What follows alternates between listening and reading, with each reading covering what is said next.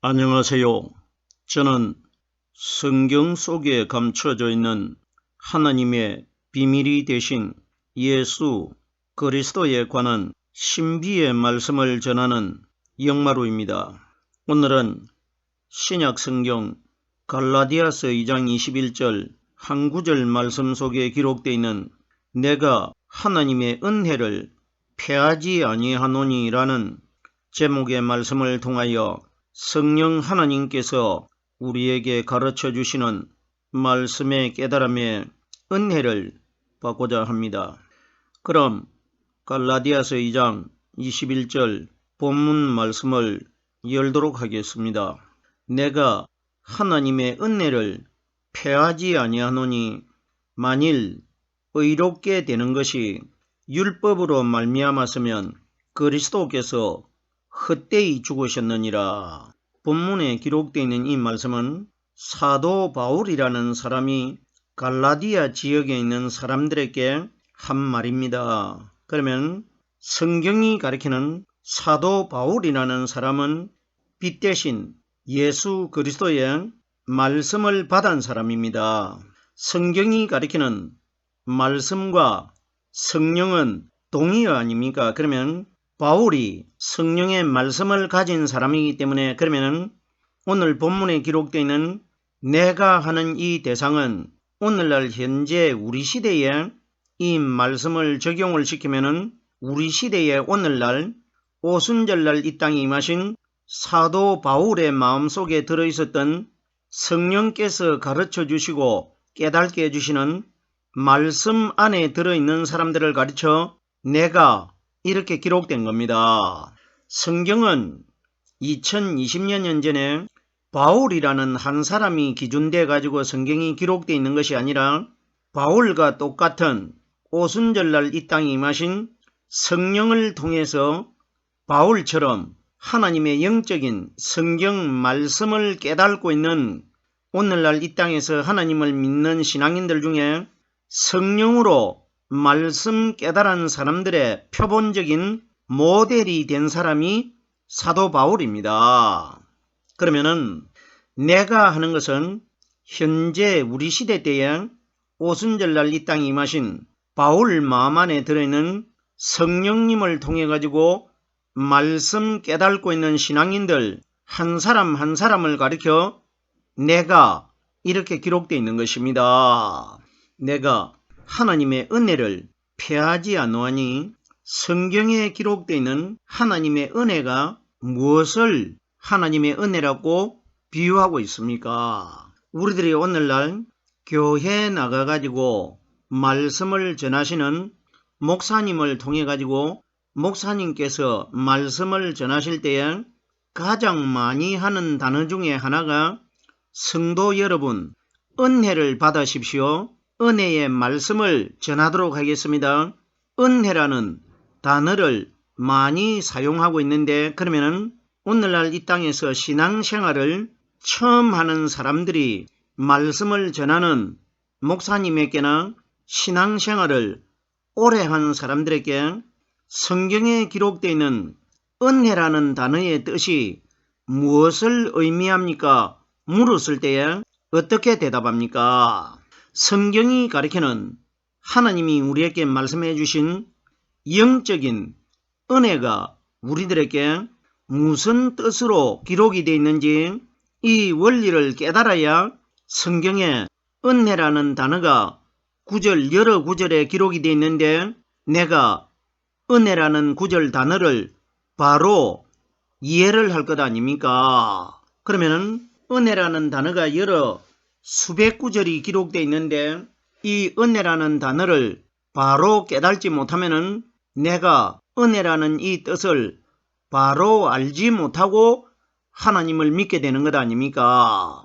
성경 말씀에 기록되어 있는 이 단어 하나하나 속에는 누가 다 비밀로 숨겨져 있느냐? 하나님 자신이 단어 속에 다 숨겨져 있습니다. 그러면은 내가 성경에 기록되어 있는 은혜라는 단어를 바른 방향으로 이해를 하지 못하면은 내가 누구를 바로 알지 못한다는 겁니까? 성경에 기록되어 있는 이 말씀은 바로 하나님 아니십니까? 그러면 성경에 기록되어 있는 단어를 내가 영적인 방향으로 정직하게 깨달지를 못하면 내가 하나님을 모르고 있다는 뜻 아닙니까?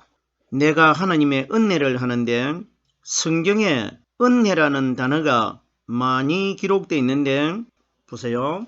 누가복음 1장 28절 말씀해 보면은 나사렛에 살고 있는 처녀 마리아에게 하늘나라에서 가브리엘이라는 천사가 하나님의 말씀을 가지고 나사렛 지방에 나타났습니다.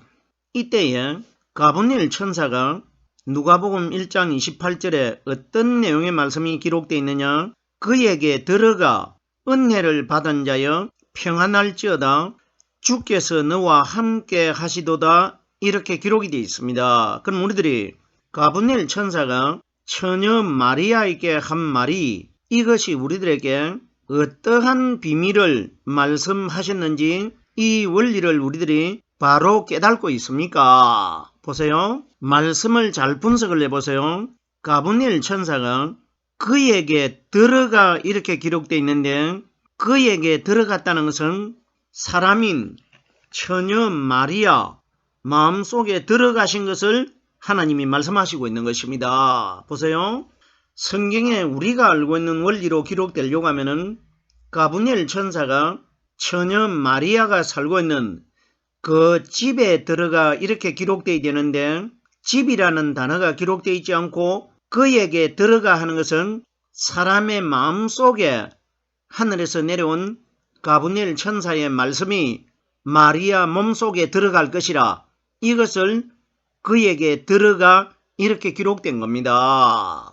마리아와 가브리엘 천사와 예수님이 마리아 태속의 나사렛에서 잉태되는 사건은 처녀 마리아가 어떤 믿음이 깨끗하게 좋기 때문에 하나님께서 마리아를 선택을 해가지고 그 태속에 하나님의 아들이 되신 성자 예수가 잉태되셨다. 이런 이야기 결단코 아닙니다. 오늘날 사람들이 나사렛에 살고 있는 처녀 마리아는 믿음이 하나님 보시기에 특출나기 때문에 그 처녀 속에 예수가 잉태됐다 이렇게들 전하고 있는데 이런 이야기 아닙니다. 나사렛과 예수님과 마리아와 가브리엘 천사에게 일어난 사건은 바로 아기 예수님 안에 들어 계셨던 성령이 50일날 이 땅에 오십니다. 그러면 50일날 이 땅에 임하시는 성령은 영이시기 때문에 사람의 눈에 보이질 않기 때문에 보이는 마리아와 보이는 가브리엘 천사와 나사렛에서 오순절날 이 땅에 임하실 성령이 사람의 마음속에 들어오셨을 때에 일어날 일을 미리 보여주신 사건이 마리아와 나사렛과 가브리엘 천사와 예수님의 사건입니다. 더 자세하게 설명을 드리면 나사렛은 오순절날 이 땅에 임하실 성령이 오실 이 세상을 나사렛으로 비유하신 것이고 처녀 마리아는 오늘날 이 땅에서 하나님을 믿는 신앙인들을 신랑 되신 그리스도를 기다리는 처녀로 비유합니다. 그리고 하늘에서 하나님의 말씀을 가지고 내려왔다고 말한 가브리엘 천사는 오순절날 이 땅에 말씀으로 예루살렘에 내려오실 성령 그리스도를 가리킨 것입니다. 그리고 마리아 태속에 생명으로 말씀으로 잉태되는 예수는 오순절날 이 땅에 임하신 성령이 우리에게 가르쳐 주시는 말씀을 내 마음 안에 잉태되는 생명으로 비유한 겁니다. 이때 보세요. 누가복음 1장 28절에 그에게 들어가 하는 것은 하늘나라에서 내려오신 성령의 말씀이 신부가 되는 처녀가 되는 우리 마음 안에 들어오실 것이라 이걸 그에게 들어가 이렇게 기록된 겁니다. 우리들이 구약성경 창세기 38장에 보면은 시아버지가 되는 유다와 자부, 며느리가 되는 다말에 관하여 말씀이 기록이 되어 있는데 창세기 38장 16절에 시아버지가 되는 유다가 며느리가 되는 다말에게 어떤 말을 했습니까? 나로 네게 들어가게 하라. 이것을 우리들은 어떤 남자와 여자, 즉 말해서 시아버지와 며느리가 어떤 육체적인 성적 관계를 가지는 것으로 알고 있는데, 거기에 등장하는 시아버지 유다는 오순절날 이 땅에 임하실 예수님의 아버지가 되시는 성령 하나님을 가리킨 것이고, 며느리 다말은 오늘날 이 땅에서 예수님의 신부가 되는 우리 신앙인들을 며느리 다말로 비유한 겁니다. 그러면은 시아버지가 나로 네게 들어가게 하라는 것은 오순절날 이 땅에 임하신 예수님의 아버지가 되시는 우리 신부들의 시아버지가 되는 성령 하나님의 말씀이 우리 신부가 되는 마음 안에 말씀이 들어오시기 때문에 나로 네게 들어가게 하라, 이렇게 기록된 겁니다. 그러면은 오늘 누가복음 1장 28절에 가브리엘 천사가 그에게 들어가 하는 것은, 가브리엘 천사는 바로 말씀이신 하나님을 상징하지 않습니까? 그러면 처녀 마리아 마음속에 가브리엘 천사의 말씀이 들어갔다는 것과 구약성경 창세기 38장 16절에 시아버지가 되는 유다가 며느리 다말에게 나로 네게 들어가게 하라는 것은 오순절날 이 땅에 임하신 성령의 말씀이 우리 마음 안에 처녀들 마음속에 들어오실 것이라, 이것이 기록된 것 아닙니까? 들어가는 것에 관하여 요한계시록 3장 20절 말씀에도 보면은 볼지어다 내가 문 밖에 서서 두드리노니 누구든지 내 음성을 듣고 문을 열면 내가 그에게로 들어가 그로 더불어 먹고 그는 나로 더불어 먹을 것이라 기록되어 있지 않습니까? 그럼 보세요. 성경이 가리키는 나의 음성이 뭡니까? 오순절날 이 땅에 임하신 성령께서 우리에게 가르쳐 주시고 깨닫게 해주시는 하나님의 말씀을 나의 음성이라고 합니다. 그러면 나의 음성을 듣고 문을 열매 하는 것은 내 마음의 문을 열고 말씀을 받아들이면은 성령 하나님의 말씀이 내 속에 들어오실 것이라, 이 원리가 기록된 겁니다. 그럼 보세요. 가브리엘 천사가 마리아에게 들어가 은혜를 받은 자여, 은혜가 뭘 은혜라고 하느냐? 가브리엘 천사가 마리아에게 어떤 말을 했습니까? 성령이 네게 임하고 하나님의 능력이 너를 덮으리니, 이렇게 기록되어 있습니다. 그러면 은혜를 받은 자여 하는 것은 성경이 가리키는 은혜가 뭐냐? 예수님 마음 안에 들어 계셨다가 오순절날 이 땅에 임하신 성령께서 우리에게 가르쳐 주시고 깨닫게 해주시는 이 말씀을 은혜라고 하는 겁니다. 은혜를 받은 자여 평안할지어다. 마리아가 자기 마음속에 성령이 가르쳐 주시는 말씀의 생명이 들어오기 전까지는 사탄이 마리아 태 속에 들어있었기 때문에 평안함이 없었습니다. 사탄은 창세기 1장 2절에 보면은 사람의 마음을 혼동케 한다고 기록되어 있기 때문에, 그러면 은혜를 받은 자여, 은혜가 성령의 말씀이기 때문에 말씀이 내 속에서 깨달아지면은 아담의 근본적인 죄가 되는 사탄이 나갔다는 증거이고, 말씀이 깨달아지지 않으면은 아담의 근본적인 죄, 사탄이 내 속에 그대로 들어있는 것 아닙니까? 그러면 은혜를 받은 자여, 말씀을 깨달은 자여, 이 원리입니다. 말씀을 깨달은 자여 평안할지어다. 말씀이 깨달아질 때에 내 마음을 불안케 하고 슬픔을 주는, 두려움을 주는 사탄이 말씀에 밀려가지고 바깥으로 쫓겨나가버렸기 때문에 내 마음이 평안하다는 것입니다. 예수님께서 무덤 속에서 성령 기름 부음을 받고 거듭나셨을 때 갈릴리에 있는 제자들에게 나타나셔가지고 가장 부활하신 그리스도께서 최초로 하신 말씀이 너희에게 평강이 있을지어다 성령을 받아라, 이렇게 말씀을 하셨습니다. 그러면 예수님이 부활을 하신 이후에 이 말씀을 하셨다는 것은 부활을 하신 분은 그리스도 아닙니까? 그리스도는 오순절날 임하실 성령 아닙니까? 그러면 이제 내가 상징적으로 무덤 속에서 성령의 기름 부음을 내가 먼저 받고 거듭났기 때문에 내가 오순절날 이 땅에 와가지고 너희 120명의 마음속에 내 마음 안에 평안을 주시는 성령 하나님의 말씀이 들어있는데 이것을 너희에게 주겠다 이겁니다.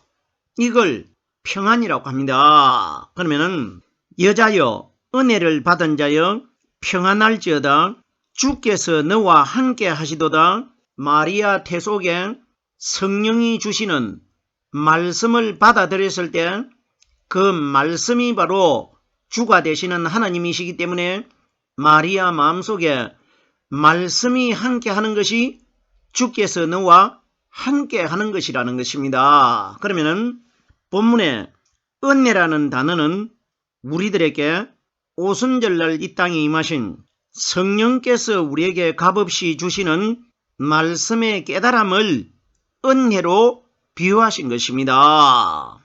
계속해서 은혜에 관하여 누가복음 4장 19절 말씀에 보면은 주의 은혜의 해를 전파하게 하려 하심이라.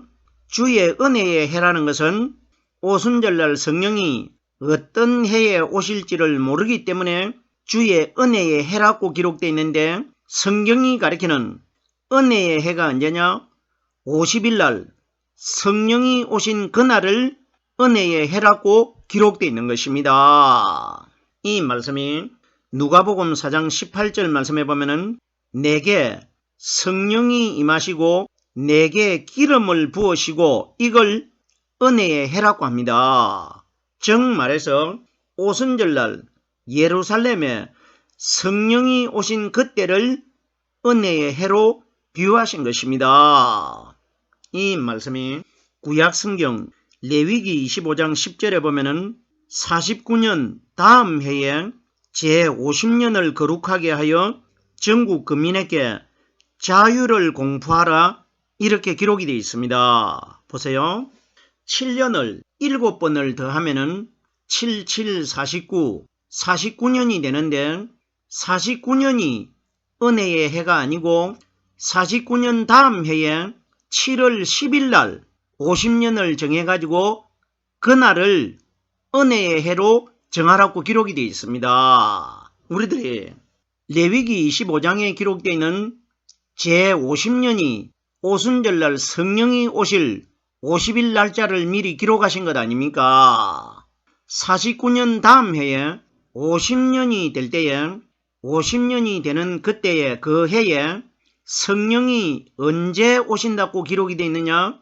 7월 10일이라고 기록되어 있고 다른 성경에는 7월 1일이라고 기록되어 있는데 성경에 기록되어 있는 7월 10일이나 7월 1일이나 똑같은 날짜입니다. 보세요. 7월 10일은 그 뒤에 0은 제로입니다.